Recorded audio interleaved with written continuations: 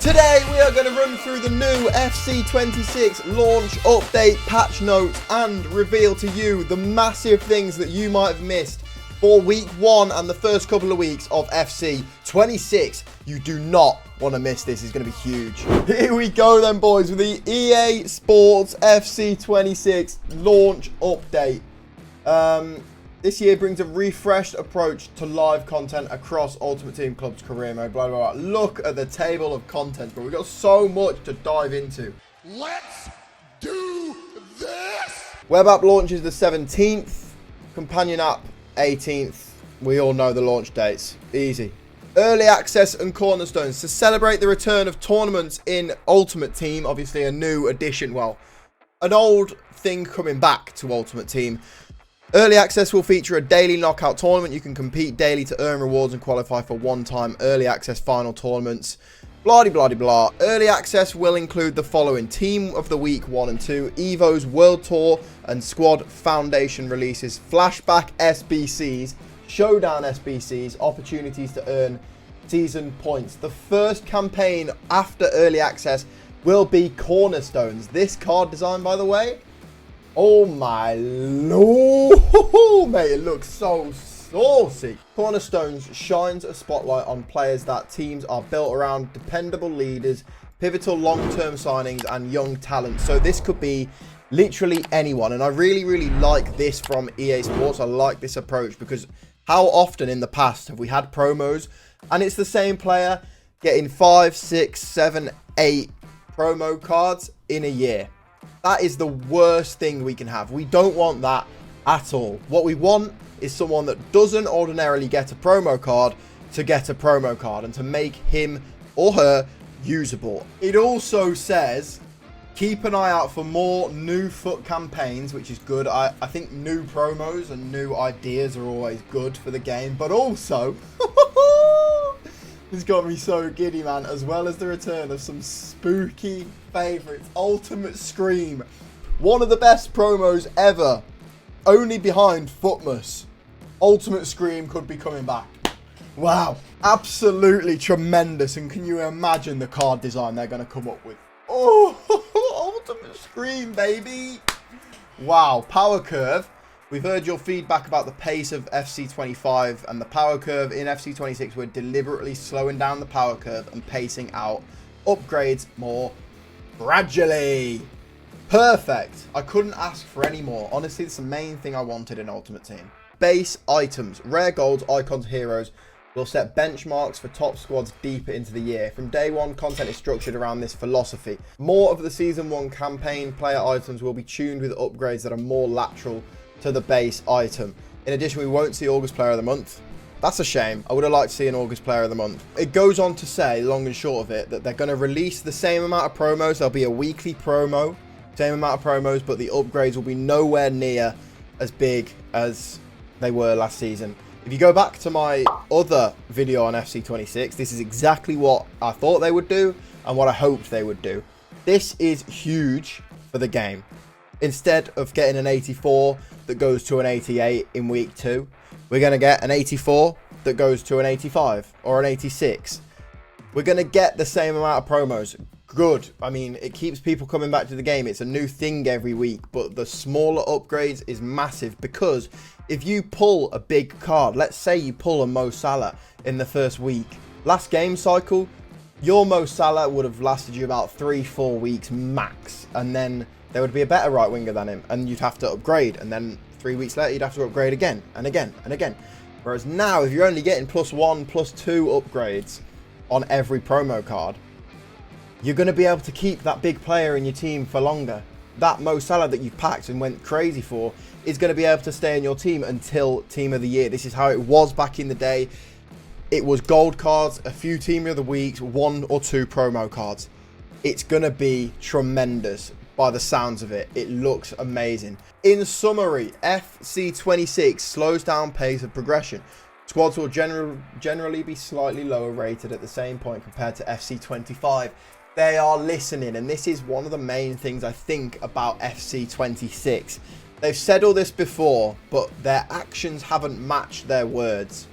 This year, obviously the game isn't out yet, so we can't see it, but Their words hold a lot of weight, and their words, if backed up by actions, are exactly what we want and what we need for the game. And weekly campaign drops will feature smaller attribute boosts on average. Rewards and paid offers will also be tuned. Amazing, amazing. Chemistry styles have been refreshed. This is something I've seen on Twitter, people going a little bit crazy for. I don't think overall this has too much of an impact. There has been a few changes in terms of like Hunter doesn't give you 9 pace or 10 pace anymore, it only gives you 6 pace. So again, slowing down the stats, slowing down how good the players will be. I think this overall, whilst not being a major thing, I think it is quite a good thing. Styles will now use a 3-6-9 point boost system instead of a 4-8-12. Again, slowing it down. Pace heavy styles are now more of a choice.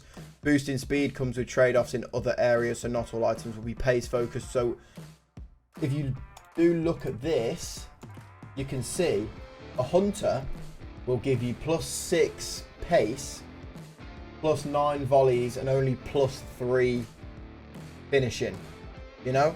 So a Hunter is going to be more pace driven. A shooting chemistry style is going to be more shooting driven and less other area driven, if you know what I mean. FC26 season, a world tour through history. In FC25, we introduced seasonal content like world tour alongside campaigns, adding new dimensions. Football is about stories, and international football provides the biggest stories of all. To celebrate, FC26 will take you on a journey through all eras, revisiting legendary tournaments with a world tour through history. Each season will centre on a historic international tournament culminating in Season 8, the Festival of Football. I don't know what they mean by seasons, if that's season pass. It might be. Maybe after Season 8, it's at the end of the game. I don't know. Surely there's going to be more than 8 seasons in the whole game. Along the way, host nation and winning nation players will appear across the season ladder SBC's objectives, whilst the most influential stars for each tournament will be honoured through brand new seasonal player programme. Season 1, England 66, theme English, Premier League, WSL focused content, earn packs, player picks, items, stadium customizations, blah blah blah.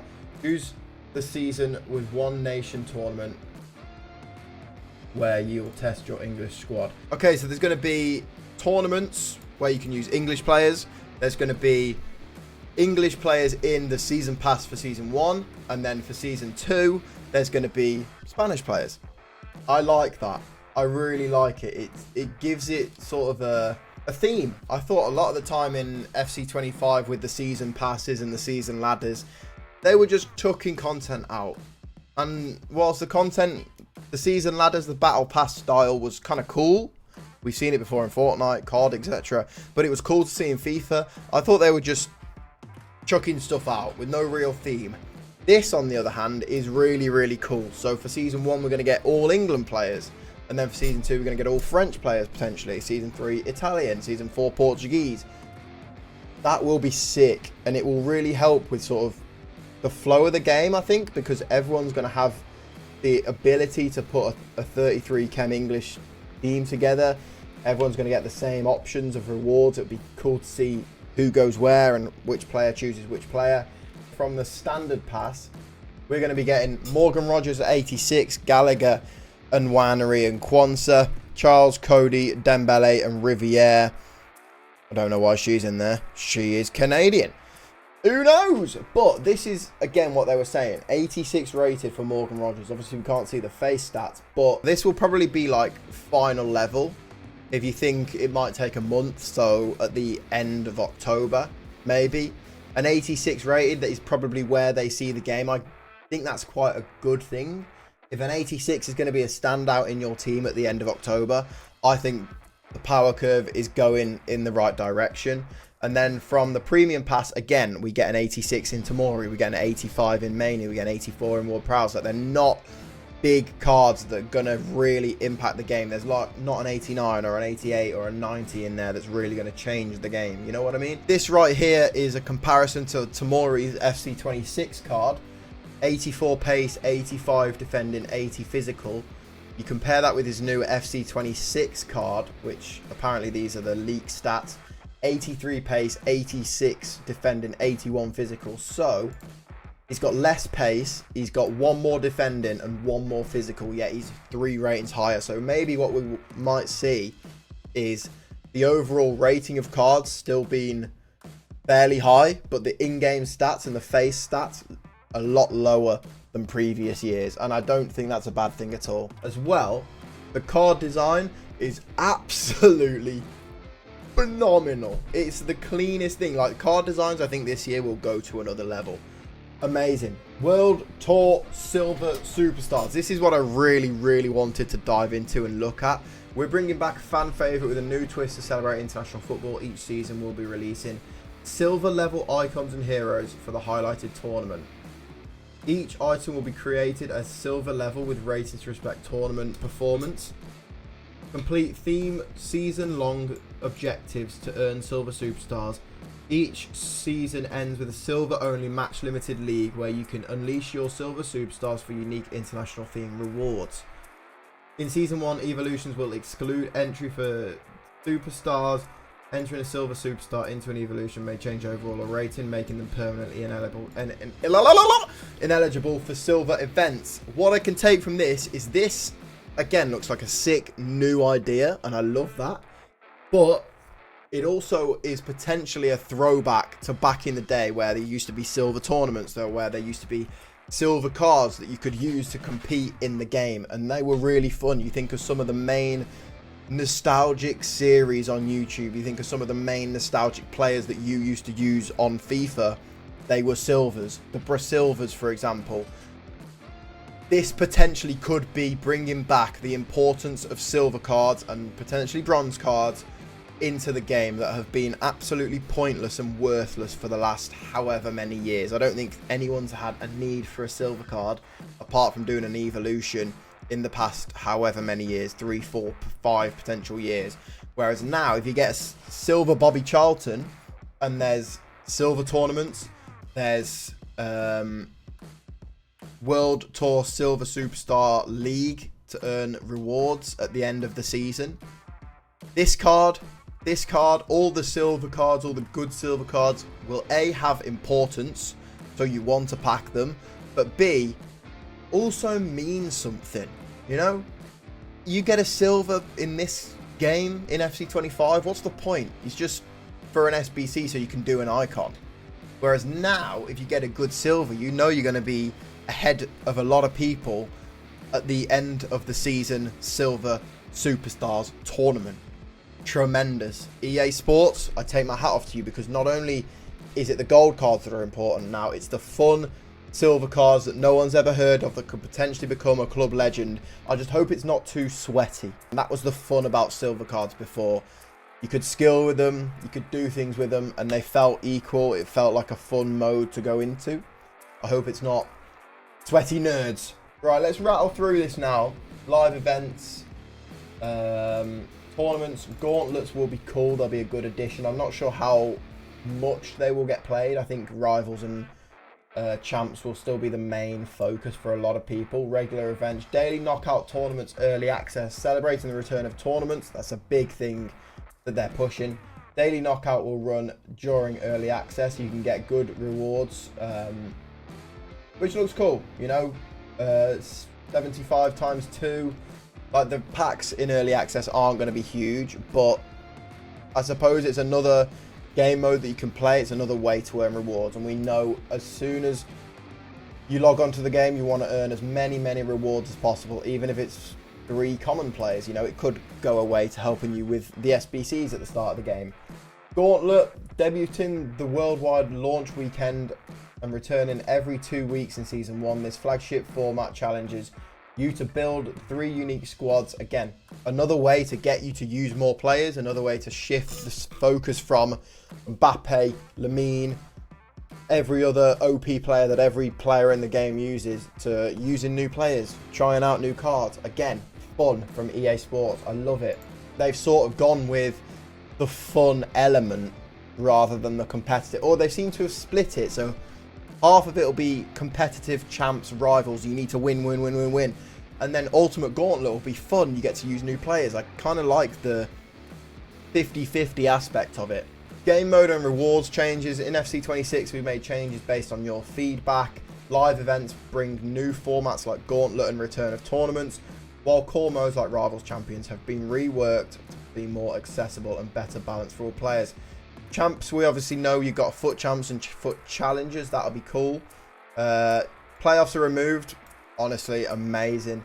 Champs qualification points now can be earned from Div 7 and you'll auto qualify at Div 6 once you have enough points. Okay. A new version of Champs for Div 7 and below. Okay, Div 7 and below. So if you're in Div 6, you'll get into the main sweaty Champs where the rewards are better. That's good to know. Everyone will just be racing to Div 6 as soon as possible. Easier, less skill required, lighter rewards. I mean, that's good. During FC25, they sort of had it right. Like, I got 8-9 wins every weekend. I didn't see a big swing from like 11 wins down to 4 wins where I have in previous years. So I think they kind of got the matchmaking right. In Rivals, new bounties, season challenges that differ by division, add variety. Again, another fun aspect into a sweaty game mode. So keep 10 clean sheets potentially might earn you a 20k pack or something like that. It's really, really cool. I said it before, but remember on Fortnite, the overall aim of Fortnite was to win the Battle Royale. But you also had open 14 chests at Risky Reels, which drove everyone crazy, but it was something fun to hop in and play as a side quest while you were playing the main quest. This is what this is. Bounties, win streaks, reduced point system, lowered from 35 to 30 in response to FC25 feedback that players wanted a lower match threshold from rewards. Again, listening to us, they probably hate that they've had to change that because people won't have to play as many games, but that's really, really good. Makes it easier for everyone to get rewards. If you're like me and you've got a full-time job and you can't spend 12 hours a day on this game, you can still get rewards easier. Squad battles will be important at the start of the game. Players can now play up to 18 matches per week, increased from 14. Okay, so that there's potentially 2-3 less rival games and 4 more squad battles games. That's not the end of the world. I mean, I didn't play any squad battles. I probably won't play any squad battles after 4 or 5 weeks. Rewards and economy. Rewards progression, as outlined in the power curve section. Rewards for FC26 are tuned to provide more measured progression. Amazing. And more stable transfer market. There's not going to be every card at 10k at discard in December. That's amazing. Evos have been a big thing for the past few years since they came in. They are being changed. FC26 Evos are meant to give players greater control over their squads through more accessible and personalised ways. I always loved the idea of Evos, but I didn't like how they executed it. I didn't like how there was a certain number of players that fit into one certain Evo which upgraded the stats in one type of way. I thought that was a bit samey. If I wanted to take, let's say, a Wolves player that was 67 rated and really jazz him up, I didn't want to have to go here to here to here to here to here to get there. I wanted a sort of longer term way. When they were bringing it in, I thought that's how they were going to do it. Evos will be focused on boosting the level of bottom and middle tier items of your squad rather than consistently creating items with the highest stats. Amazing. You'll be able to take, as it shows here, an Andy Robertson, still 82 rated, but instead of 79 defending, he's got 82. So he'll be usable, or that might make him better than the left back you've got at the moment, rather than putting your highest rated 86 into an Evo, which makes him an 88. I think overall that's a really good change. Evo upgrades will be delivered in smaller... What on earth is that word? Huh? Iterative. Marked by iteration. You can't use the same word in a description. Doing something again and again and again to usually improve it. Okay. Got ya. Lovely. Many of which will be fueled by repeatable Evos. This approach means evolutions will push the top end cards less, but provide depth and customization, complementing rather than overpowering campaign items. Amazing. Repeatable Evos are a massive coming to the thing, so you can use it on multiple players. Most evolutions provide incremental upgrades, will no longer change items design, allowing you to preserve the original look. Good, I like that. Evolutions that deliver larger upgrade or tied to campaigns will still change the design. Dub. This is apparently what the Evos are going to look like. So here is the base card. As they said, it's small incremental Evos. Won't change the card design. These card designs look so nice. This one especially with all this flow to it. Tremendous. Absolutely tremendous, mate. Icons and heroes. We've been over this before. Obviously, Iniesta, Zlatan, Kroos, Chiellini, Marcelo, Totti are the main ones that I'm looking forward to. These are the official ratings. These came out a little while ago, but everyone rated 86 or 85. Again, tying into the power curve. We love to see that. Premium Ladder Ultimate Edition pre-orders get their Premium Ladder of the Season 1 pass. Amazing. That's why we pre-ordered it. That's why we did the Ultimate Edition. FC points delivery. I've seen a lot of debate on this about when they're going to come. Users get 2,000 points when they first log in, 2,000 points on the same or closest day of the following month, 2,000 points the month after. So if you start on the 19th September, you'll receive them on the 19th September, October, November. I don't know if I would rather have had them at the start of the game, but I suppose, again, it ties in with the power curve. They want to keep it a steady progression rather than giving half the player base 6,000 FIFA points at the start of the game. I don't actually mind it. Pre-season rewards will be available on the 14th of October. So all this grind and everything you've paid for, you won't get for at least a month. Typical EA, they can do all of this good stuff. But yeah.